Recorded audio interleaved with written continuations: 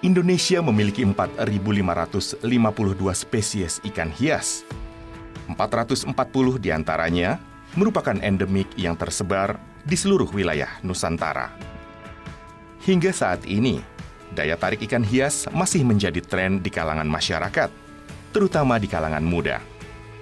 Selain karena keindahan, motif, dan warnanya, ikan hias juga menjadi peluang bisnis yang menjanjikan. Justru memang anak-anak muda sekarang, mereka main di media sosial, mereka tertarik karena ada bisa nilai jual. Itu yang menyebabkan semua anak-anak muda ikut bermain, ikut memelihara ikan, karena rupanya ada nilai jual, ada nilai tambah yang bisa menjadi satu tambahan buat anak-anak muda.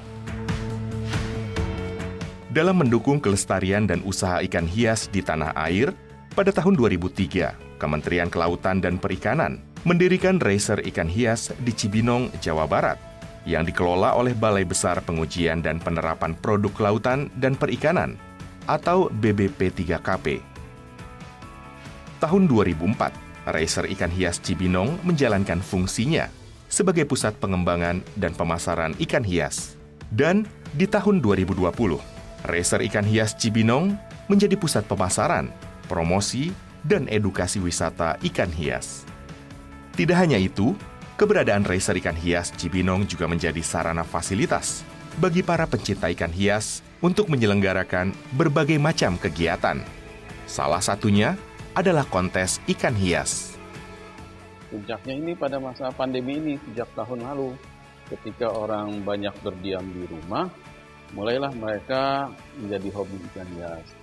Nah, itulah mulai banyak permintaan ikan hias yang semakin meningkat. Kita lihat sekarang di Racer juga sudah ada kontes Cana, dan kita lihat di sini, saya lihat ternyata peminatnya banyak sekali nih. Ini saya melihat sejak pandemi ini yang mau melihat penggemarnya ini nggak putus-putus nih dari pagi sampai sore ini.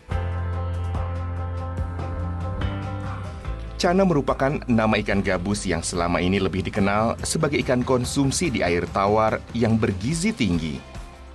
Namun sejumlah spesies cana masuk dalam kategori ikan hias karena motif dan warnanya yang unik.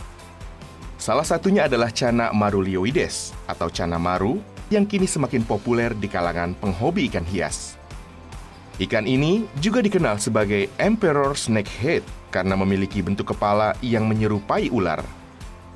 Meski dikategorikan ikan hias berjenis predator, namun cana memiliki keindahan dan keunikan tersendiri, sehingga membentuk komunitas pencinta cana.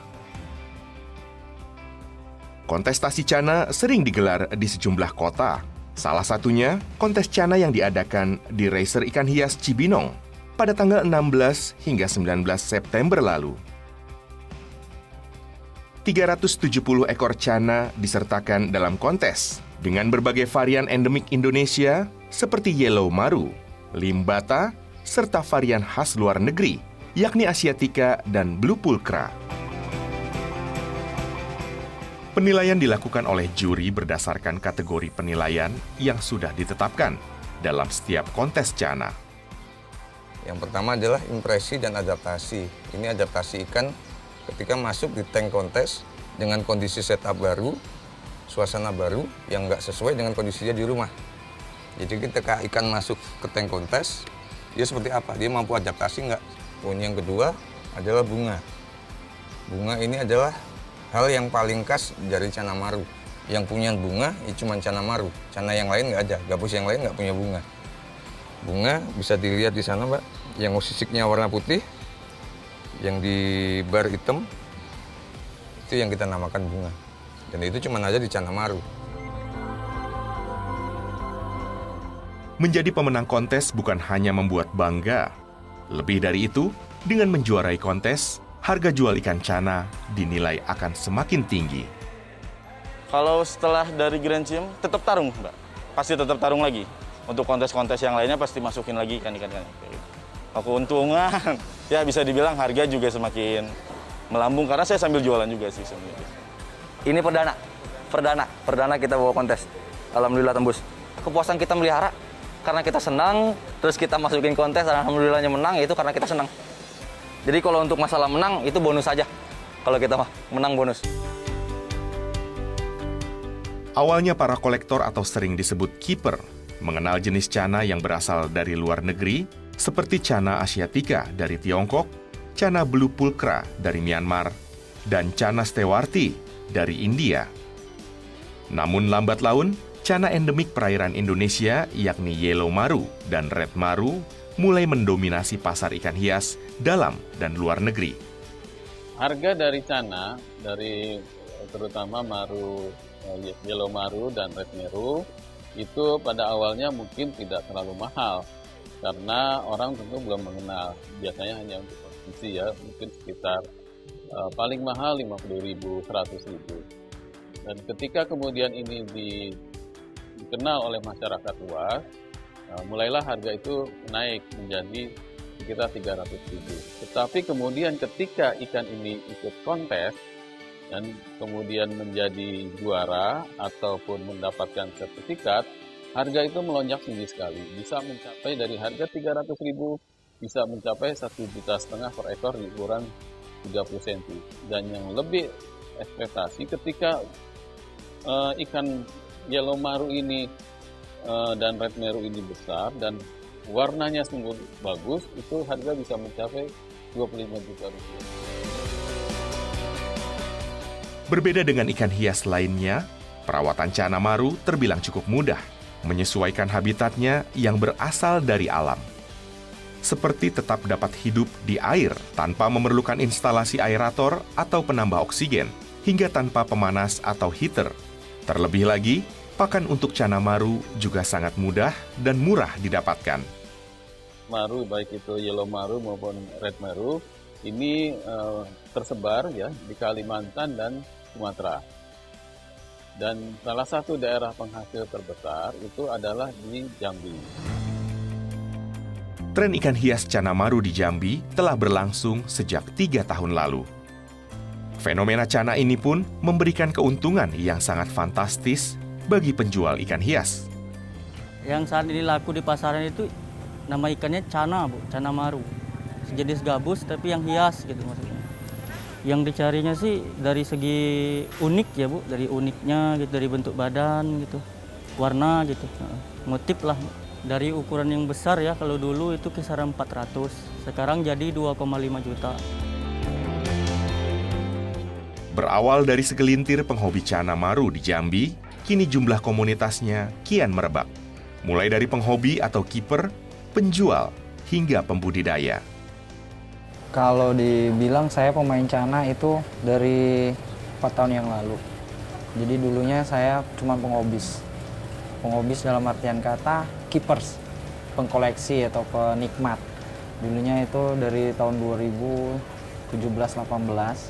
Jadi saya pertama kali miara cuma 1-2 jenis. Itu pun dari dulunya cuma dikenal dengan maru Borneo dengan marsum, maru Sumatera. Kalau untuk sekarang koleksi mungkin karena saya dari keepers, saya udah seller, saya sudah pembreeding, mungkin sudah puluh ribuan ekor ikan yang saya punya dulu. Awalnya sih kita hobinya predator, karena ikan gabus kan salah satu ikan predator kalau di ibaratnya di primer. Jadi asik aja gitu kasih makan, ya kan. Gak taunya warnanya sudah lumayan bagus dan kesini ikan gabus tuh udah mulai membumi sekarang di tahun sekarang ini.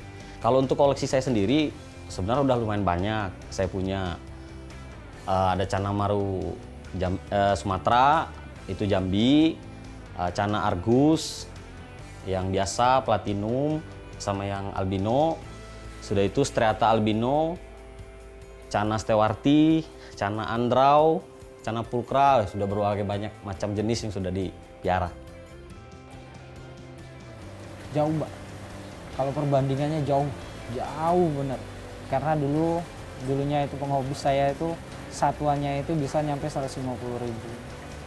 Dulunya 150, ada juga yang harga 50, ada juga yang harga 7.000, 8.000, tergantung lagi jenisnya ikan tersebut. Kalau untuk saat ini mungkin bisa nyampe puluhan juta.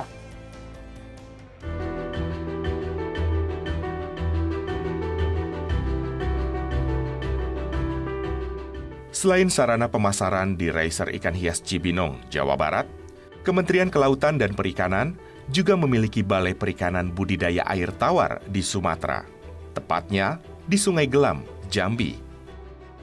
Sebagai unit pelaksana teknis, BPBAT Sungai Gelam juga berperan penting untuk melakukan produksi induk unggul dan benih bermutu, serta melakukan kegiatan yang bersifat inovatif hingga pembinaan teknis dan bimbingan kepada masyarakat.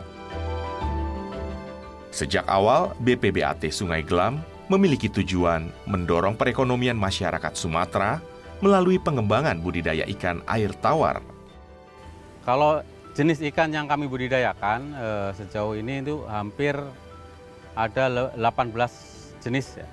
Yang utama mungkin yang bersifat nasional itu di balai kami itu menjadi pusat pengembangan patin ikan tingkat nasional. Jadi itu komoditas utama kami, tapi komoditas lain yang memang kita berproduksi secara rutin dan massal itu ada ikan lele, ada ikan nila, ada ikan mas ya.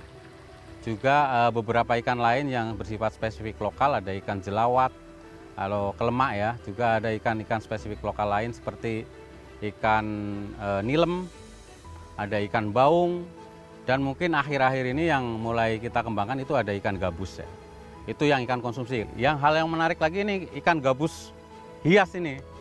Ini saya mendapatkan informasi dari rekan kita yang ada di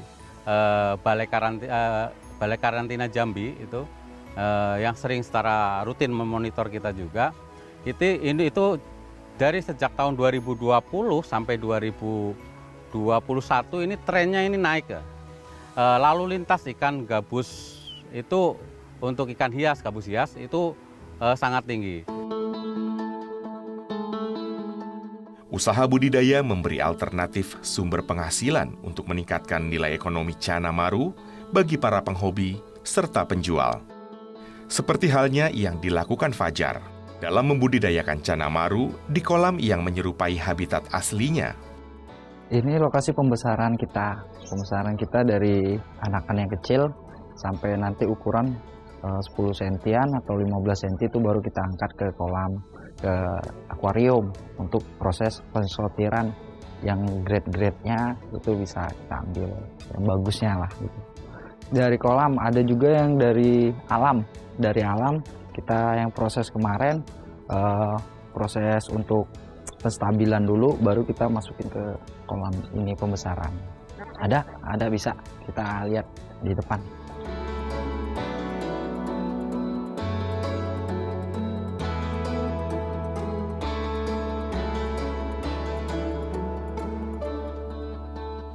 Nah, kalau yang ini lokasi tempat breedingan maru, itu varian red. Varian red itu mungkin kalau di Indonesia sih itu yang nomor 2-nya. Karena ini saya dari sepasang itu saya ngeperin dan alhamdulillah sampai saat ini jadinya breeding. Yang ini jadinya propen, udah jadi. Anakannya itu di bawah situ, digiring sama indukannya yang betina itu di bawah situ. Ini ada 2 pasang. Yang ini beda lokality aja sih, cuman sama-sama red gitu. Secara alam kayak gini ini baru usia di kolam ini masih 2 bulan 3 bulanan. Kalau saya ngeperin dari akuarium, karena dia di akuarium itu memang nggak ada bisa untuk di ini karena space akuarium kan kecil. Jadi ikan ini udah space-nya 55 cm, udah besar jadi dia habitatnya ke alam. Kalau ini sih baru 1 kali. Jadi 1 kali ini saya mau ngelihat perkembangannya itu di alam gimana.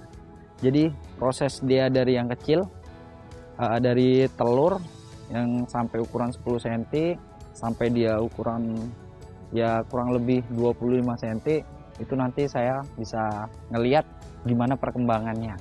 Untuk proses untuk yang kedua kalinya dia, gimana nanti kita usia berapa kita bisa kita angkat dari proses breedingnya di sini. Berbeda dengan Fajar yang membudidayakan Cana Maru lokal Nusantara, Okta justru membudidayakan spesies cana luar negeri karena minimnya sarana atau tempat yang dimilikinya. Jadi kalau untuk cana maru, memang saya belum pernah breeding. Tapi kalau untuk yang lain, saya alhamdulillah sudah pernah ada yang jadi di breeding. Seperti cana andrau, cana striata albino. Kalau maru Indonesia kan kita butuh muatan yang besar, akuarium harus besar. Udah itu kalau kita mau melaksanakan breeding harus punya kolam. Sebenarnya kalau orang yang bisa breeding ikan cana, saya yakin mereka bakal ngedapatin uang yang lumayan besar. Karena dari satu indukan ikan cana itu bisa menghasilkan lebih dari 200 ekor ikan. Bayangkan kalau seandainya seperti cana maru lah ya, yang ikan yang kapasitasnya gede 60 sampai 80 ya baru mulai. Itu anak bisa 1000 ekor. Kalau 1000 ekor di size 5 atau 6 cm satu ekornya, kita hitung paling murah lah harga 10.000 sampai 15.000. Bayangkan berapa yang itu bisa dapat. Tapi kalau ikan-ikan spek yang impor itu beda harganya lagi. Karena kita menyesuaikan dengan pasar juga sekarang. Membudidayakan cana di akuarium memberikan tantangan tersendiri bagi Okta, seperti harus menggunakan cara yang tepat untuk memisahkan telur dan induknya. Nah, jadi waktu ikan ini bertelur, yang pertama itu banyak telurnya yang jadi netas, tapi karena salah saya, nggak saya angkat semua telur-telurnya, jadi dimakan lagi sama indukannya. Jadi saya punya alternatif, lebih baik saya angkat aja semua telur-telurnya, saya pisahin dari induknya, ya mudah-mudahan jadi. Alhamdulillah memang ada rezeki, ya inilah anak-anaknya sudah lumayan netas, sudah bisa berenang. Ini mungkin ada 200-an, ya 5-6 cm, 150.000 lah satu ekor. Tidak hanya bekerja sama dengan para penghobi dan penjual ikan gabus hias di Jambi, BPBAT Sungai Gelam terus berupaya mendukung keberlangsungan cana maru agar tidak punah dengan melakukan upaya budidaya sedari dini. Jadi kita juga ke komunitas-komunitas tersebut, ke depan kita juga akan mulai mensosialisasikan ini. Supaya jangan hanya menangkap gitu, supaya semangat untuk berbudidaya, sehingga ke depan terus berkelanjutan gitu loh. Bisnis ini terus berkelanjutan, jadi rekan-rekan komunitas ini juga akan semakin berkembang. Bahkan dengan rekayasa budidaya ini ke depan bisa jadi kita bisa menyilang-nyilangkan gitu kan. Itu mungkin akan jadi hal menarik lagi nih. Gabusnya, batiknya jadi bisa bermacam-macam, itu yang kita harapkan.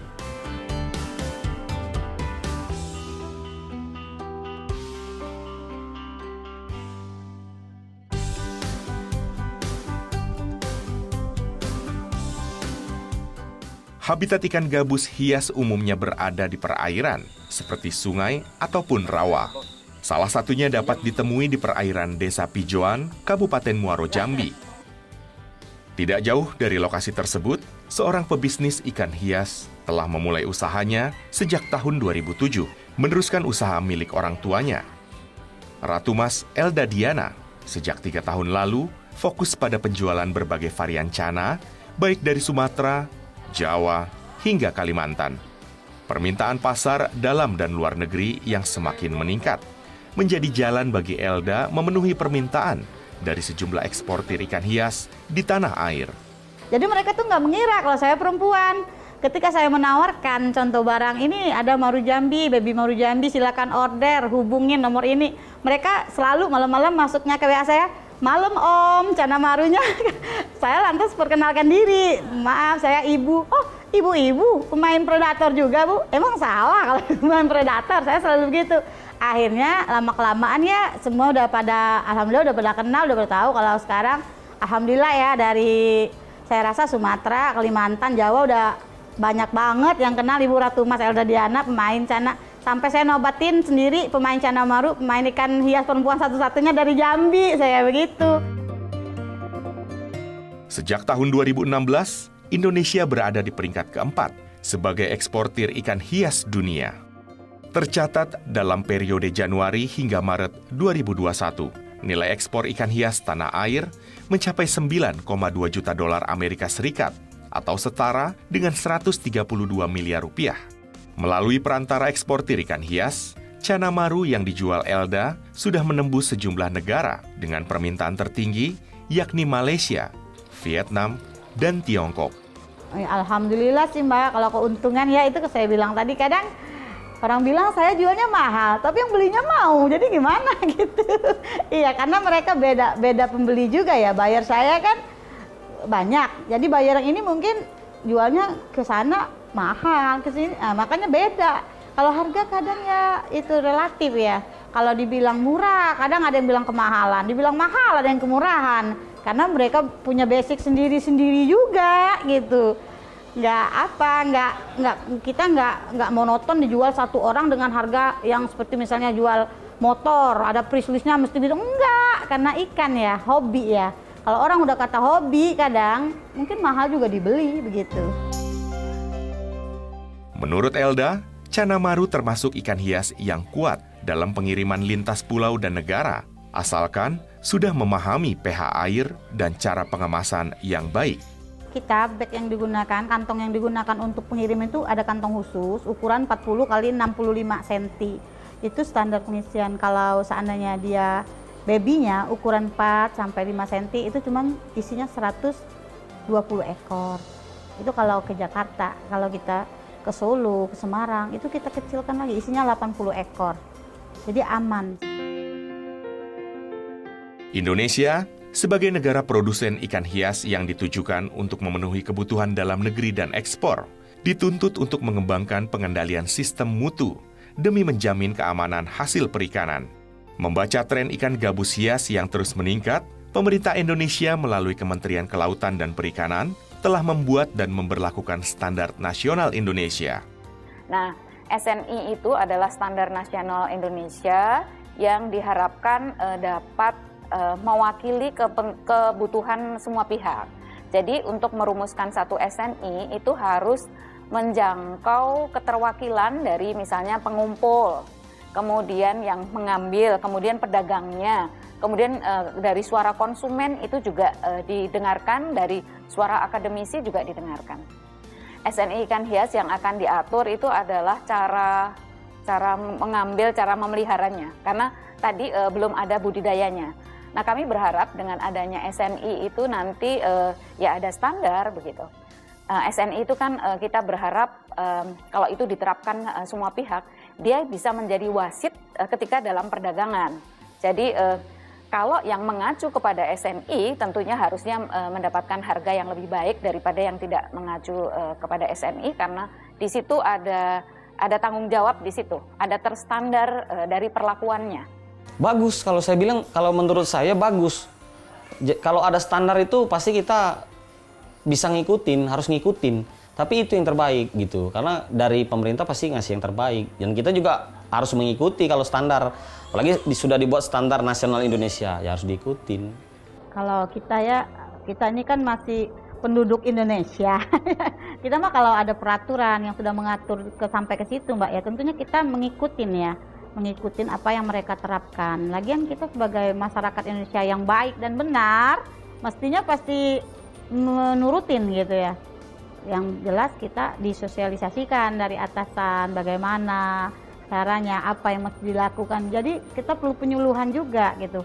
Oke, kita mau, pasti kita akan ngikutin SNI atau apapun itu. Selagi kita masyarakat dikasih sosialisasi, diberitahukan bagaimana, insya Allah bisa kok kerjasama. Kementerian Kelautan dan Perikanan juga mengharapkan adanya kemandirian serta kesejahteraan masyarakat Indonesia melalui sektor perikanan. Oleh karenanya, kampung budidaya perikanan yang tersebar di seluruh penjuru tanah air menjadi salah satu strategi demi mengentaskan kemiskinan melalui peningkatan pendapatan budidaya ikan serta menjaga komoditas perikanan yang memiliki nilai tinggi dari kepunahan. Targetnya itu agar budidayanya itu semakin berkembang, begitu, artinya terkelola secara industri. Secara industri itu artinya dengan perencanaan yang semuanya terukur, nanti akan dihasilkan satu ikan hias yang bagus kualitasnya, tetapi dengan cara-cara yang efisien dan juga efektif, sehingga harganya terjangkau begitu, tetapi kualitasnya itu bagus. Kita harapkan seperti itu. Rencana kampung budidaya ikan hias tentunya tadi harus mempunyai produk atau jenis ikan hias yang menjadi unggulan di daerah tersebut. Kemudian ada persyaratan dari kualitas air, misalnya fasilitas-fasilitas yang mendukung itu terdapat di daerah situ. Kemudian juga pembudidaya ataupun pelakunya di situ juga sudah cukup banyak. Itu diantaranya kriteria yang akan diusung untuk membangun satu kampung ikan hias. Melestarikan keberlangsungan hidup ikan gabus hias di habitat aslinya bukan persoalan yang mudah. Tidak hanya tanggung jawab pemerintah, namun juga seluruh masyarakat, terutama para nelayan, penghobi, hingga pelaku usaha ikan hias. Kementerian Kelautan dan Perikanan mengajak seluruh pihak demi mewujudkan sustainable fishery atau perikanan berkelanjutan agar populasi ikan tidak akan menurun karena penangkapan ikan.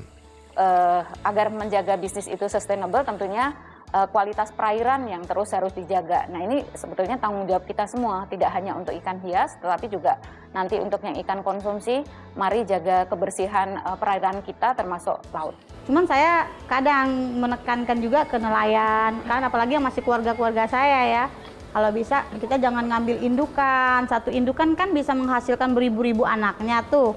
Nah, jadi kalau satu indukan udah kita ambil, kita jual di harga misalkan 1 atau 2 juta, kan cuman punah segitu aja. Nantinya untuk kelestariannya tentunya udah susah ya. Kedepannya bisa mengurangin hasil anakannya karena alam.